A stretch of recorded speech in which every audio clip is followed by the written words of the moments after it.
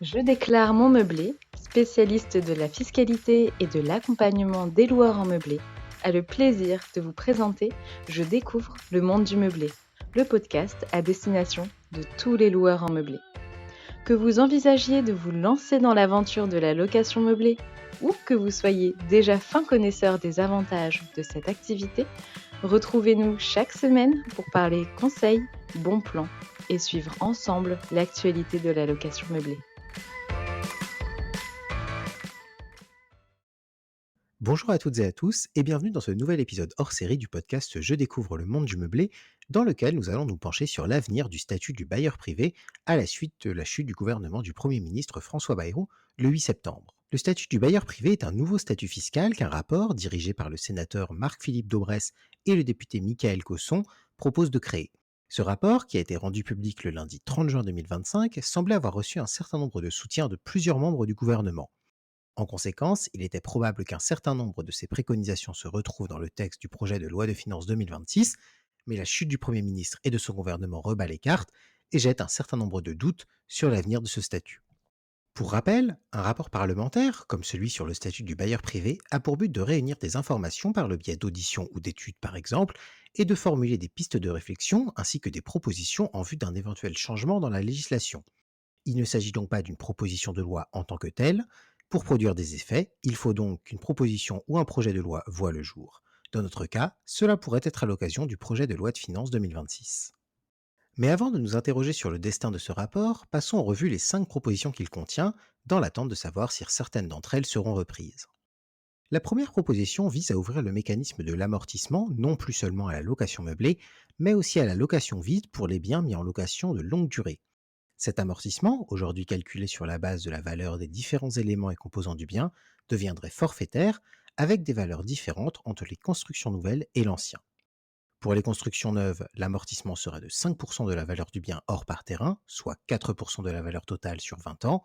et pour l'ancien, l'amortissement passerait à 4% de la valeur du bien hors par terrain, soit 3,2% de la valeur totale sur 25 ans. Mais pour les constructions anciennes, bénéficier de cet amortissement serait conditionné à la réalisation de travaux représentant au moins 15% de la valeur du bien. La proposition 1 inclut également une variante, la proposition 1 bis, qui reprend la proposition 1 et y ajoute une revalorisation de l'abattement forfaitaire du régime microfoncier afin de le porter à 50% contre 30% actuellement, tout en augmentant le plafond de recettes annuelles à ne pas dépasser pour profiter de ce régime à 30 000 euros contre 15 000 euros actuellement. Le rapport prévoit toutefois que ces chiffres ne s'appliqueront pas automatiquement à tous les loueurs, puisque seules les mutations réalisées à partir de décembre 2025 seraient concernées.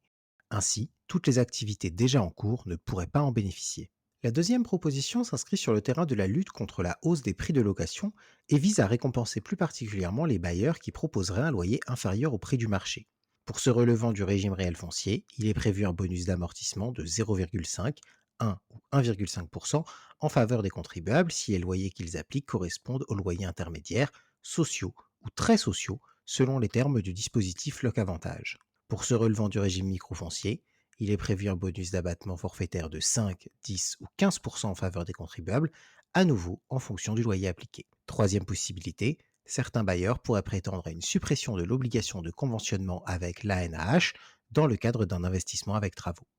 La troisième proposition vise à augmenter le déficit imputable au régime réel foncier, qui, dans le cadre de ce régime, est directement imputable sur le revenu global. Il existe toutefois une limite à ce système, puisque le déficit imputé ne peut dépasser, chaque année, la somme de 10 700 euros, ou le double, soit 21 400 euros, si des travaux de rénovation énergétique ont été réalisés. Jugeant que ces plafonds, non revalorisés depuis 25 ans, ne correspondent plus à la réalité des investisseurs, le rapport préconise de rehausser le plafond d'imputation du déficit foncier à 40 000 euros. La proposition 4, quant à elle, vise à exclure les biens mis en location de longue durée de l'assiette de l'impôt sur la fortune immobilière dans le but d'inciter les propriétaires immobiliers à utiliser leur patrimoine pour proposer des logements à la location. Enfin, la cinquième proposition touche au système de la plus-value des particuliers sur le plan de l'abattement progressif qui vient toucher l'impôt sur la plus-value et les prélèvements sociaux. Pour rappel, à l'heure actuelle, l'imposition de la plus-value des particuliers lors de la vente d'un bien est partagée entre un impôt sur la plus-value à 19%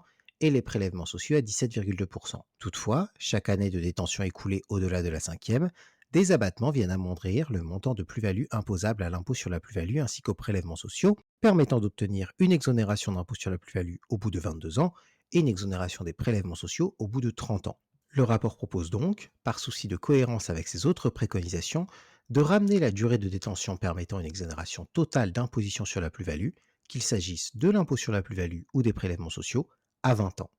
Maintenant que nous avons passé en revue les 5 propositions de ce rapport, essayons de déterminer quel pourrait être leur avenir et leur réception dans le cadre d'un examen à l'occasion du projet de loi de finances 2026.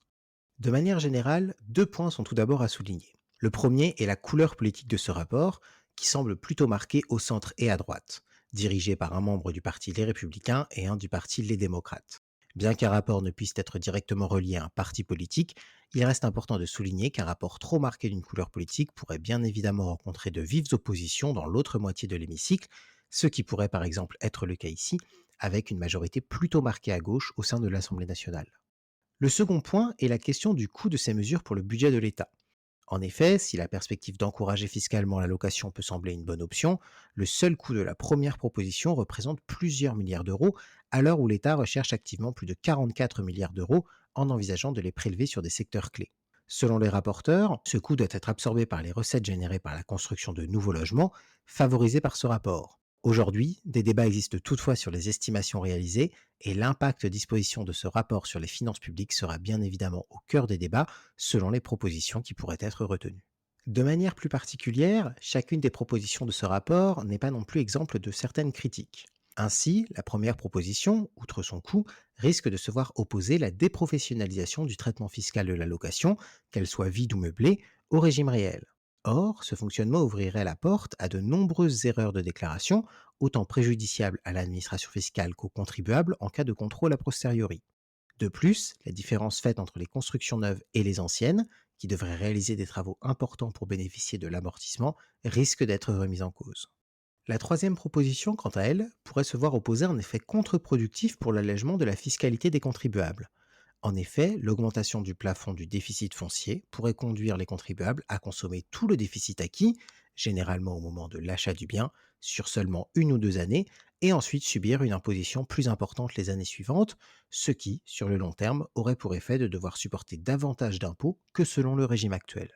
Quant à la cinquième proposition, elle pourrait surtout se voir opposer une incohérence avec la mesure de réintégration de l'amortissement dans le calcul de la plus-value à l'occasion de la loi de finances 2025. D'autant que cette mesure de réintégration des amortissements continue aujourd'hui de concerner les loueurs de biens meublés au régime réel, mais aucune précision n'a été faite pour les loueurs de logements vides si ces derniers venaient à bénéficier du même mécanisme.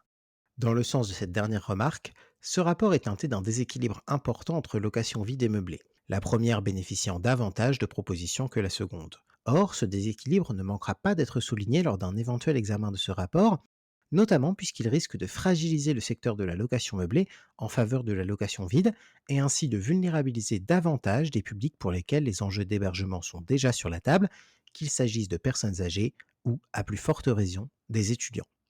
Bien évidemment, seuls les prochains mois nous permettront d'y voir plus clair sur les suites éventuelles de ce rapport et nous ne manquerons pas d'en discuter à nouveau à cette occasion. D'ici là, nous vous souhaitons une bonne rentrée et vous retrouverons avec plaisir dès la semaine prochaine avec une nouvelle série portant sur les responsabilités des bailleurs et locataires quant à l'entretien des équipements spécifiques d'un bien meublé, tels les chaudières ou VMC.